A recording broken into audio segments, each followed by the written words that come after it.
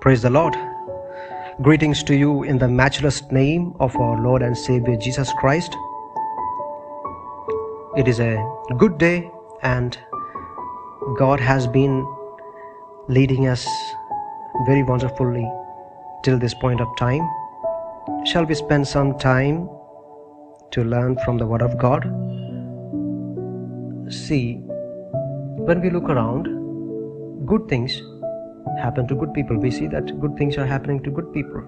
But there are also moments when we see bad things happen to good people as well. When bad things happen to good people, sometimes they end up in deep pain. They might end up in grief or depression, depending upon the severity of the suffering they undergo. But even in their pain, they learn to worship God. They learn to worship God. And of course, there will be times of hopelessness in their life where they ask questions like, if God is truly loving me, why is He letting this happen in my life? How can this happen to me if I served God in a very upright way? So, questions after questions, doubts, and so many things happen in their life. So many things takes place in their life, and they doubt God. They question God. That is why we need to look to the Word of God to find encouragement. In Isaiah chapter 61 verses 3, there is a mention of garment of praise for the spirit of despair.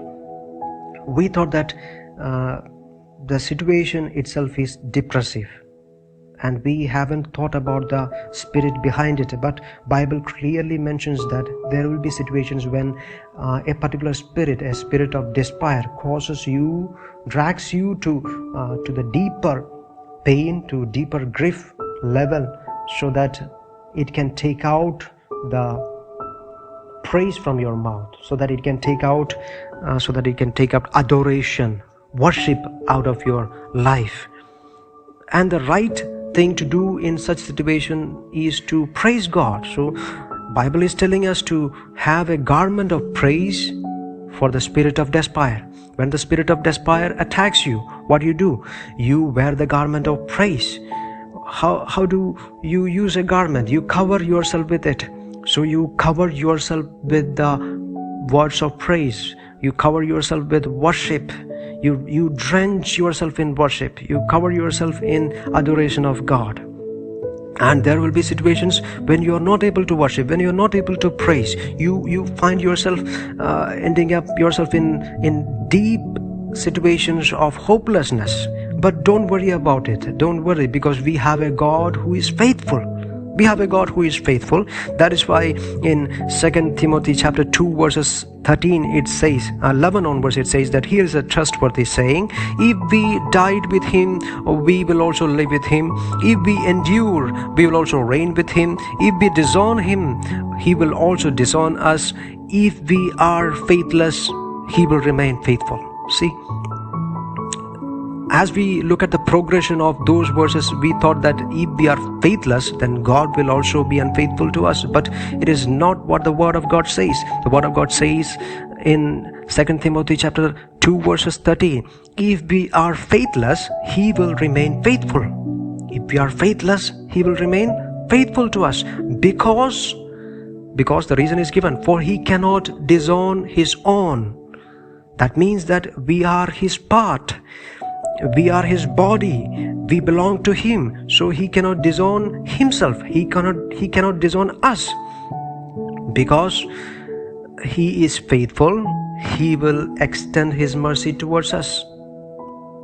You see, because He is faithful, He is going to extend His mercy towards us. And see that in the Word of God, you see that His mercy has no end. His mercy has no end. It does not cease. The flow has a renewal in itself. In Lamentations chapter 3 verses 22 and 23 it says, because of the Lord's great love we are not consumed, for His compassions never fail. They are new every morning. Great is your faithfulness. See, it is written that His mercy never fail and it is new every morning. His mercy never fails and it never ceases and it is new every morning. That means that if you mess up, then you can have the revival in your spirit in the next moment. In one moment you can mess up everything, and in next moment you can experience the renewal in your spirit, revival in your spirit, because He will not allow you to go down the pit of depression with the spirit of despair. Look at His mercy. His mercy is new every morning. It is new every morning. So do you have to wait for another morning to experience the mercy of God? No. Morning is when darkness ends and the sun rises. So it is when the darkness in our life ends and the Son of God rises up. So this morning is when the darkness in our life ends and the Son of God, He rises up in our life. He who is the Son of righteousness, that is mentioned in Malachi, He is the Son of righteousness. He is a bright Son of righteousness, and when He rises up, He will destroy darkness. He will cast out the spirit of despair and cover us with the garment of praise. And we will not be in the situation of despair anymore, in the situation of depression or grief or pain anymore. Now those who look at you, they will say, who is this man? In Mark chapter 4 verses 41, when Jesus Christ, He rose up, He stood up in the boat, and when He calmed the roaring sea and the violent winds, they asked the same question, who is this man? So when the same Jesus Christ, when He rises up in your life, when He stands up in your life, when He fights for you, then the people will look up to you and they will say, who is this man? He was in the situation of despair and depression and grief and pain before. He was at the pit of depression before. And how come he has stood up now? Because there is somebody inside. There is somebody supernatural inside. See, these disciples, they asked Jesus Christ, who is this man? When they saw the supernatural in the boat, it reigned, it conquered over the natural outside the boat. So you have to understand this, that in your deepest sufferings, when Jesus Christ rises up, the supernatural in you will defeat the natural outside you. We will return in Romans 8 verses 37, as it says that more than conquerors we are going to return. And there is only one reason for us to return as conquerors in spite of all the failures that we have experienced in our life. It is just because Jesus Christ is still within us and He is there for us, and because He is faithful, because He cannot disown us, because He extends His mercy towards us, because He is faithful enough to take us out of this pit of deep pain, grief and depression, we can just believe that we will be out of these situations sooner, very much sooner. Don't worry about your situations. Don't worry about the trouble that you are undergoing now. Whatever painful situations you are undergoing, whatever depressive situations, thoughts that is looming in your mind, you just have to leave it all at the feet of Jesus Christ. Just have to concentrate on the Son of God, who can rise up in your life and dispel all the darkness from your life. He can. He was faithful, He is faithful, and He will be. And you don't have to worry, you don't have to trouble yourself, because God is always faithful. God is always faithful. God is always faithful.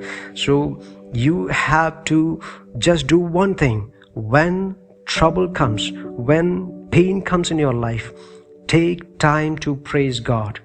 Wear the garment of praise. When you take time to praise God, when you take time to adore God, to worship God, then the spirit of despair cannot stand.